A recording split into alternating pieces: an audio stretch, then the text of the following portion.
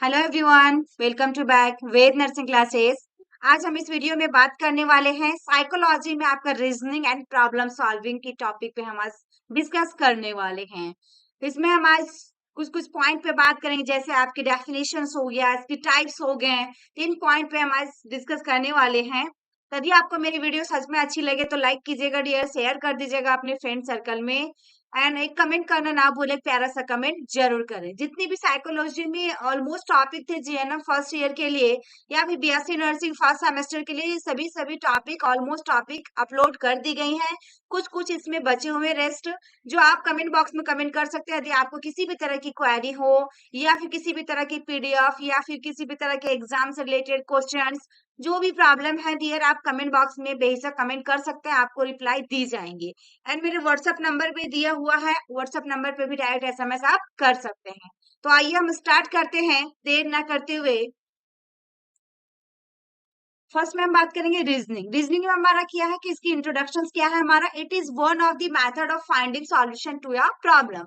It is a refer to as highly specialised thinking involving किया some well organised systematic step for the mental explorations. यहाँ पे mental explore of causes and effect relationship और solutions of a problem. ये चीजें यहाँ पे दिखाया गया कि यह देखिएगा finding solution to a problem, यानी कि यह किसी समाधान खोजने के तरीकों में से एक है, ठीक है ना, क्योंकि one of the method finding यानी कि फाइंड आउट करना, खोजना, solution to a problem. It is refer to as a highly specialised thinking involving some well organised systematic a step for the mental explore of a causes and effect relationship और solution of a problem. इसमें देखा जाए कि इसे एक अत्यधिक विशिष्ट सोच के रूप में संदर्भित किया जाता है, जिसमें किसी समस्या के कारण या फिर प्रभाव में कारण या समाधान की मानसिक खोज के लिए कुछ सुव्यवस्थित आपका जो रहेगा व्यवस्थित कदम शामिल भी होते हैं। इसमें जो भी इंट्रोडक्शन है क्लियर इंग्लिश में ही ठीक है आपका, कि फाइंडिंग सॉल्यूशन टू या प्रॉब्लम, जो यहाँ पे लिखा हुआ एक लाइन में भी लिख सकते हैं कि it is one of the finding method of finding solution to a problem. Next हमारा क्या है, इसकी डेफिनेशंस है। डेफिनेशंस में हमारा क्या है, अकॉर्डिंग टू गैरेट के अनुसार देखा जाए कि reasoning is a step wise thinking with या पर्पस और गोल इन माइंड। हमारा क्या बताया कि स्टेप वाइज थिंकिंग है, स्टेप वाइज सोचता है, साथ में किसका पर्पस भी होगा और उसकी गोल इन माइंड, कि आपके माइंड में क्या लक्ष्य चल रहा है, यानी कि तर्क किसी उद्देश्य या लक्ष्य को ध्यान में रखकर चरणबद्ध तरीकों से सोचता है। स्टेप वाइज क्या करता है, थिंकिंग रखता है अपनी। ये गैरेट के अनुसार बताया जा रहा है। नेक्स्ट हमारा किसके अनुसार, आपके माइंड के अनुसार देखेंगे कि reasoning in combining past, combine कर रहा है यानी कि एक साथ past experience in order to solve या problem which cannot be solved by mere reproduction of earlier solutions। यहाँ पे ये चीजें बताया सेकेंड में डियर, कि तर्क किसी समस्या को हल करने के लिए पिछले अनुभव को जोड़ना है।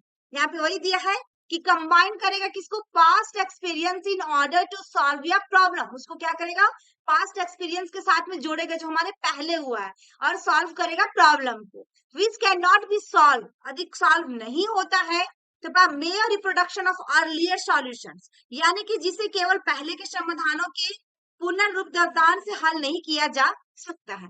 यहाँ पे वही दिया कि कैन नॉट बी सॉल्व, नहीं किया जा सकता, कि रिप्रोडक्शन ऑफ अर्लियर सॉल्यूशंस। ये हमारा दोनों अकॉर्डिंग टू यहाँ पे डेफिनेशन दिया गया है। जो दोनों डेफिनेशन आपको यदि 5 मार्क्स के एग्जाम में आते हैं, यानी कि रीजनिंग में भी classified into two more types, यानी कि दो प्रकार के हमारा रीजनिंग है। जो भी तर्क है हमारा क्या है, दो प्रकार का है। कौन कौन, inductive reasoning and second one is deductive reasoning. दो रीजनिंग है हमारे पास, ठीक है ना। तो ये दोनों का आपको ध्यान रखना होगा। आपका इंडक्टिव रीजनिंग हमारा होता क्या है, इंडक्टिव जो हमारा रीजनिंग है, induction is a way of providing a statement or generalizing a rule or principle that if a statement or rule is true in one particular case. यहाँ पे इंडक्शन इज वे, यानी कि कैसे जा रहा है, प्रोवाइड कर रहा है, क्या स्टेटमेंट दिया जा रहा है जिसमें से जनरलाइज रूल रहेगा, जनरल रूल रहेगा, और प्रिंसिपल यानी कि सिद्धांत रहेगी स्टेटमेंट की, और रूल इज ट्रू रहना चाहिए। जो भी रूल रहेगा वो सत्य होना चाहिए। वन पार्टिकुलर केस में, एक केस में क्या होना चाहिए, सत्य होना जरूरी है। ये चीजें यहाँ पे बता रहा है। नेक्स्ट हमारा it will be true in cases which appear in the same serial order and thus it may be applied generally to all such type of cases। यहाँ पे क्या बताया आपका, ठीक है, इट इज ट्रू केसेस, जो भी केसेस हमारा सही है, अपीयर हो रहा है किसमें, in the same serial order में अपीयर किया जा रहा है, उसको रखा जा रहा है सेम सीरियल, यानी कि एक ही सीरियल ऑर्डर में लगातार उसको रखा जा रहा है, applied generally to all such type of cases, सभी प्रकार के केसेस को। ठीक है, नेक्स्ट हमारा एग्जांपल में देखा जाए, इसमें डियर एग्जांपल दिया है कि आयरन एक्सपेंड करेगा when heated, next water also expand करेगा किससे, हमारा हीटेड से, एंड एयर भी किससे एक्सपेंड कर रहा है, आपका हीटेड से। लेकिन देयरफॉर उसके बाद क्या हुआ, ऑल टाइप्स ऑफ मैटर, जो सभी प्रकार के यहाँ पे मैटर्स देखे, फर्स्ट में हमने क्या देखा, आयरन, सेकेंड में हम क्या देखे, हमारा वाटर, एंड थर्ड में हम क्या देखे, एयर। ठीक है ना, तीनों एक्सपेंड किसके कर रहा है, हीटेड से, यानी कि गर्म से ही। ऑल टाइप्स ऑफ मैटर जो हो रहा है आपका, जैसे सॉलिड हो जाएगा, लिक्विड हो जाएगा, and gas expand when heated से भी। तो ये हमारा इसके एग्जांपल है जो वेरी वेरी इंपॉर्टेंट है। नेक्स्ट हमारा क्या है, डिडक्टिव रीजनिंग। ठीक है ना, deductive reasoning, deductive reasoning is just the opposite of inductive reasoning, very very important. हमारा डिडक्टिव रीजनिंग क्या बताया डियर, कि जस्ट अपोजिट है, उसका जस्ट उल्टा है किसका, इंडक्टिव रीजनिंग का। It in deductive reasoning we proceed from general principle to specific situation. यहाँ पे देखिए, in deductive reasoning we proceed करेगा, प्रोसीड हो रहा, बढ़ रहा, फ्रॉम जनरल प्रिंसिपल से लेकर टू स्पेसिफिक सिचुएशन तक जा रहा है। फॉर एग्जांपल में देखा जाए कि मैटर एक्सपेंड कर रहा व्हेन हीटेड, जब फैलेगा मैटर तो iron is a form of matter and दस एक्सपेंड व्हेन हीटेड। ठीक है, यहाँ पे ये चीजें दी गई हैं। नेक्स्ट हमारा क्या है, प्रॉब्लम सॉल्विंग। ठीक है ना, प्रॉब्लम सॉल्विंग की थोड़ा सा इंट्रोडक्शन में क्या है आपका, problem solving as a deliberate and serious act involves करेगा the use of some novel methods, higher thinking and systematic scientific step for the realisation of the set goals. ये आपकी प्रॉब्लम सॉल्विंग की दिया गया। समस्या क्या होता है, समस्या को सुलझाना, यानी कि प्रॉब्लम सॉल्विंग वही हो गया जिसमें समस्या का समाधान एक विचारशील और गंभीर कार्य है। यहाँ पे वही दिया गया है कि प्रॉब्लम सॉल्विंग क्या रहेगा, डेलिब्रेट होगा एंड सीरियस एक्ट रहेगा, दोनों चीजें हैं हमारा, जिसमें निर्धारित, यहाँ पे वही है कि इन्वॉल्व करेगा use of some novel method, इसमें लक्ष्यों की प्राप्ति के लिए कुछ नवीन तरीकों और उच्च विचार, है ना, हायर थिंकिंग यहाँ पे दिया है, एंड सिस्टमैटिक साइंटिफिक स्टेप रहेगा। ठीक है ना, एंड वैज्ञानिकों कदमों का उपयोग शामिल है। ये चीजें हमारा इसमें दिया गया। साइंटिफिक यानी कि वैज्ञानिक स्टेप रहेगा for realisation of the set goal के लिए, रियलिटी गोल होनी चाहिए, उसकी लक्ष्य होनी चाहिए। तो ये हमारा क्या प्रॉब्लम सॉल्विंग है। नेक्स्ट हमारा डेफिनेशन है किसके अनुसार, अकॉर्डिंग टू स्किनर के अनुसार। यहाँ पे क्या दिया गया स्किनर के अनुसार कि problem solving is a process of overcoming, क्या प्रक्रिया आपका, overcoming difficulties that appear to interfere with the attainment of goals. It is procedure of making adjustment in spite of interference, यानी कि इसमें देखा जाए समस्या समाधान उन कठिनाइयों पर काबू पाने की एक प्रक्रिया है जो किसी लक्ष्य की प्राप्ति में बाधा बनती प्रतीत होती है या हस्तक्षेपों के बावजूद समायोजन करने की एक प्रक्रिया है। तो यहाँ पे यही चीज दी है कि प्रॉब्लम सॉल्विंग क्या हो रहा है, इसकी प्रोसेस क्या है आपकी, ओवरकमिंग डिफिकल्टीज होगा, बट अपीयर क्या करेगा, interfere with the attainment of the goals को आपका क्या कर रहा है, अपीयर कर रहा है अटेनमेंट ऑफ द गोल्स को। एंड हमारा प्रोसीजर जो हो रहा है, मेकिंग एडजस्टमेंट किया जा रहा है इन स्पाइट ऑफ इंटरफेरेंस में। तो ये हमारा स्किनर के अनुसार ही इसकी डेफिनेशन हुआ।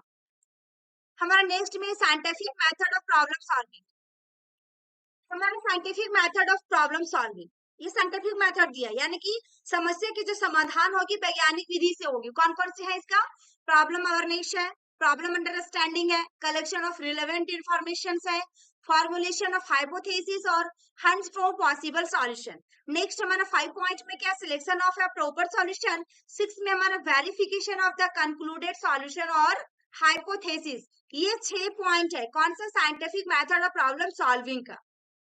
फर्स्ट पॉइंट में हम बात करेंगे dear problem awareness. First point में यहाँ पे है प्रॉब्लम अवेयरनेस, ठीक है ना। प्रॉब्लम अवेयरनेस यानी कि समस्या को क्या करना है, जागरूक करना। अवेयरनेस का मतलब क्या होता है, जागरूक करना।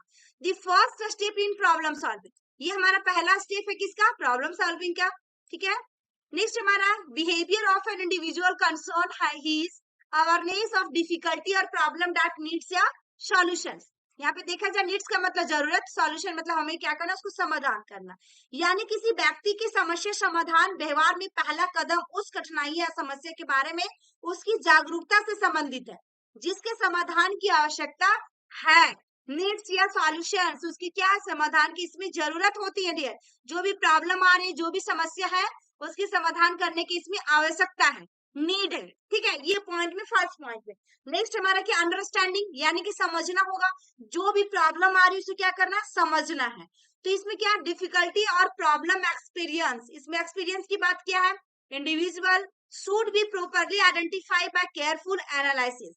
आपको जो भी एनालाइज कर रहे हैं उसको केयरफुली करना होगा। He should be clear about his problem, तब आपको प्रॉब्लम जो भी समस्या है वो क्या पता चलेगा, ये क्लियर है। इसमें देखा जाए कि व्यक्ति द्वारा अनुभव की कई कठिनाई या समस्या को सावधानी पूर्वक विश्लेषण द्वारा उचित रूप से पहचानना चाहिए। पहचानना, आइडेंटिफाई कर रहा, केयरफुल एनालिसिस, सही तरीके से आपको पहचानना होगा। इसमें उसे अपनी समस्या के बारे में स्पष्ट होना चाहिए। He should clear about his problem, आपके पास प्रॉब्लम क्या है, आपके पास समस्या क्या है।